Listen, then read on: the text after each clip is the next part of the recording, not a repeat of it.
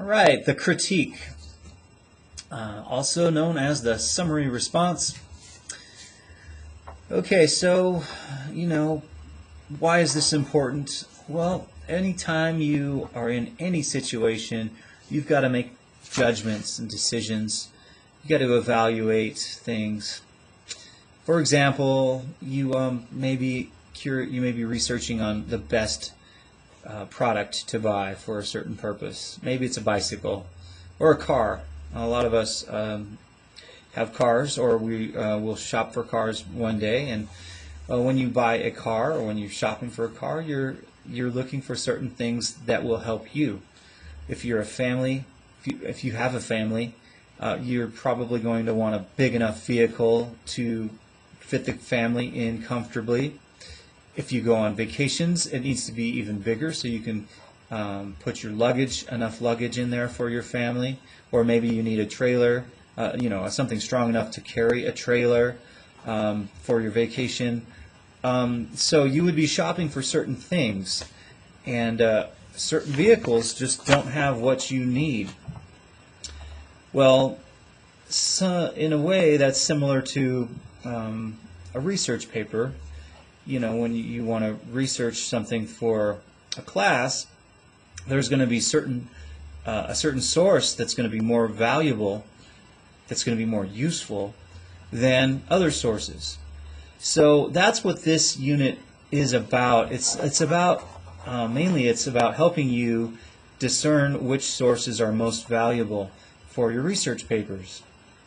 So when we get through this and we get to the essay that you have to do, the critique, summary response,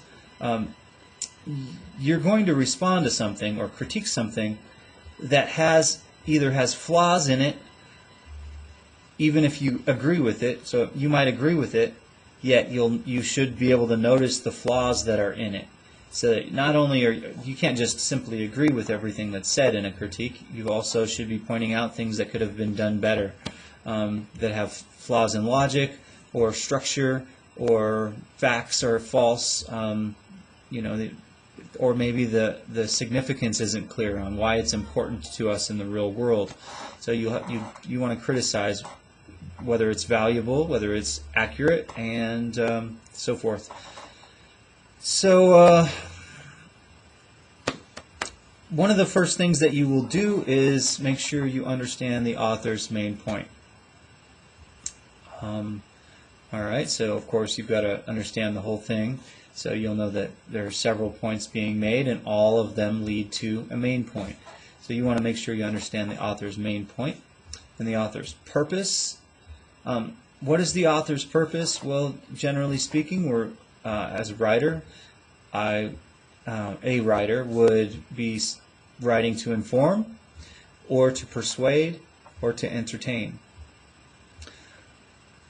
Granted, all of those elements are in pretty much every piece of writing, not every piece, but most pieces of writing that we would want to read, they've got to be entertaining. If we would want to read it, it's got to be interesting to us. Often they're always, in some way they're persuasive. I mean, they are at least trying to get us to continue to read, so they're persuading us with things. In some ways it's persuasive. But usually a persuasive piece is very strong. Its main purpose is to persuade.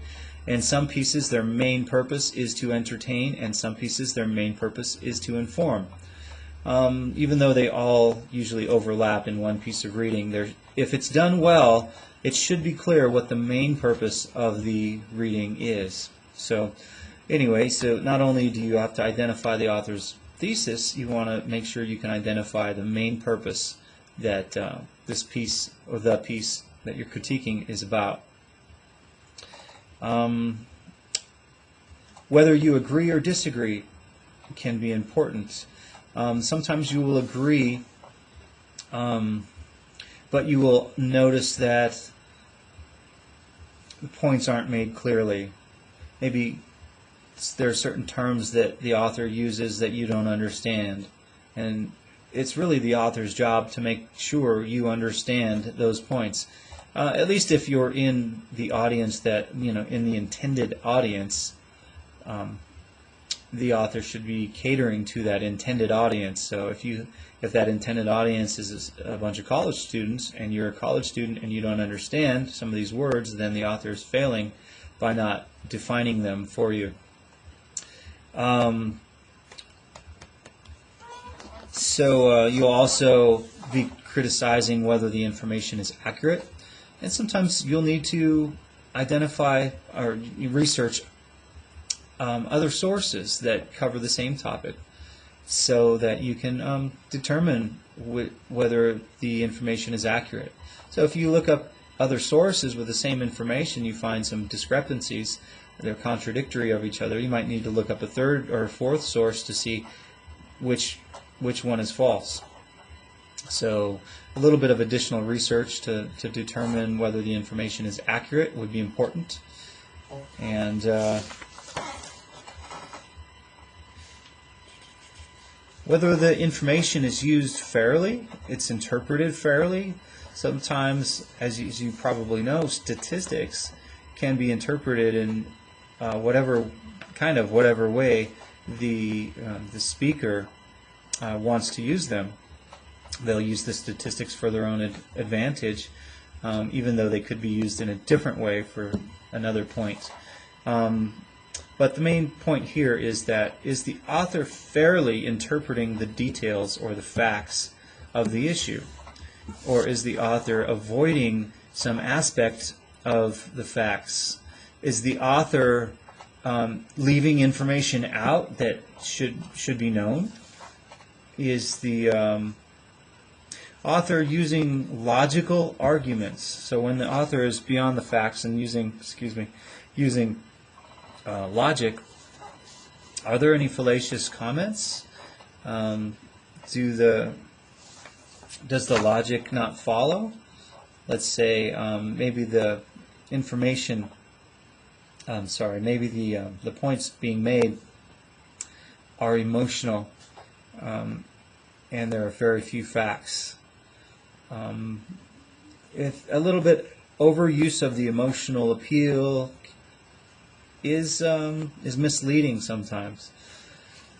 Think about politics. Sometimes they use the emotional appeal to appeal to their voters or potential voters, and they don't necessarily give us facts, and so it's hardly trustworthy when we don't have facts and all we have is opinions and emotions to go off of.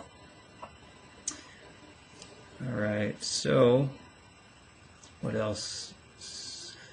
If I haven't said so, you need to also consider whether the topics or the information used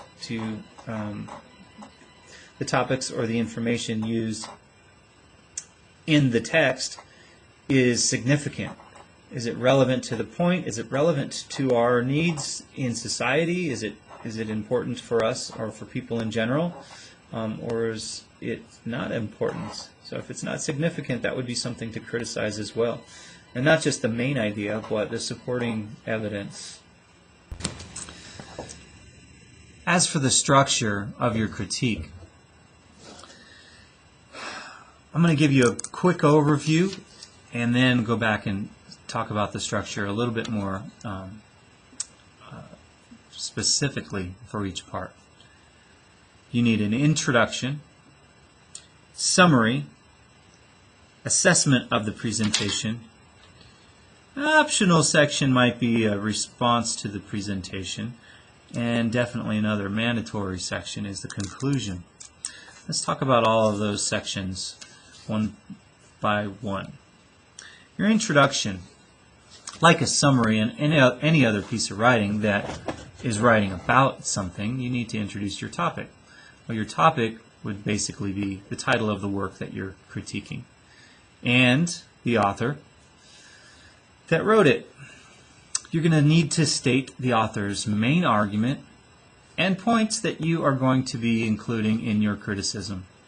So if you're making points about a certain issue, if you're making a criticism about a certain point that the author made, or a way that the author made it that is worthy of your criticism, then you've got to put that in your introduction also.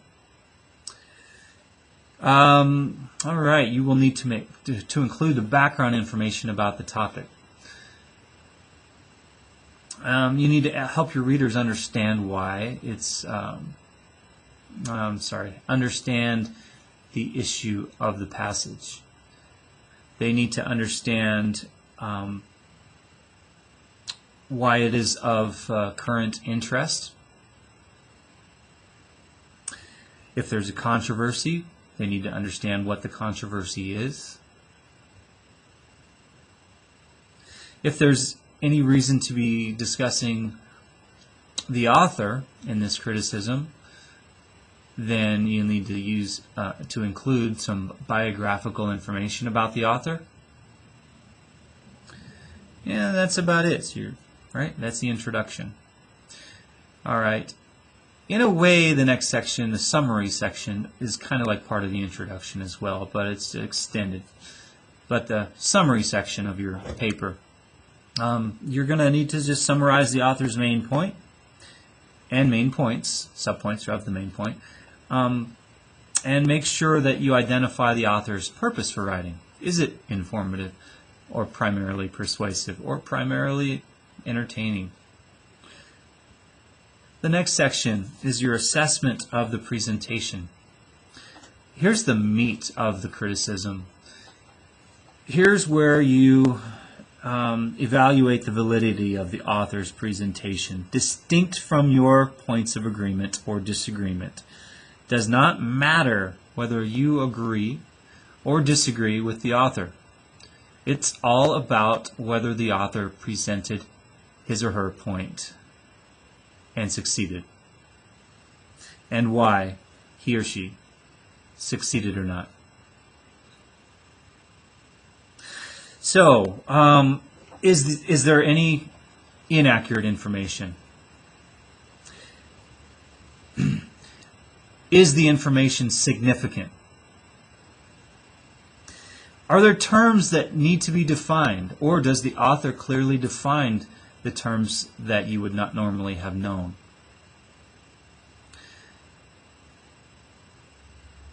Has the author interpreted the information fairly? Or did he or she leave out certain facts that should have been included? Or is there a slant on the argument? Does the author show bias? Has the author argued logically? Or are there fallacies in the argument? Make sure you study the section on fallacies carefully and view the fallacies video. The next section is a response to the presentation. All right, here in our book it says, now it is your turn to respond to the author's views. With which views do you agree? With which views do you disagree? Discuss your reasons for agreement and disagreement, when possible tying these reasons to assumptions, both the author's and your own. Where necessary, draw on outside sources to support your ideas. Alright, so this part is a little bit, to me at least, it's less important, and probably because I don't trust that we are writing a criticism, or I'm sorry, let me see if I can phrase this a little differently. I'm worried that students are going to base most of their criticism on their own opinion. And usually these are preformed, they're predetermined opinions. So you, as a reader, probably already have an opinion about the topic of the paper that you're criticizing before you even read it. And I don't want that predetermined opinion to affect your writing a critique of this.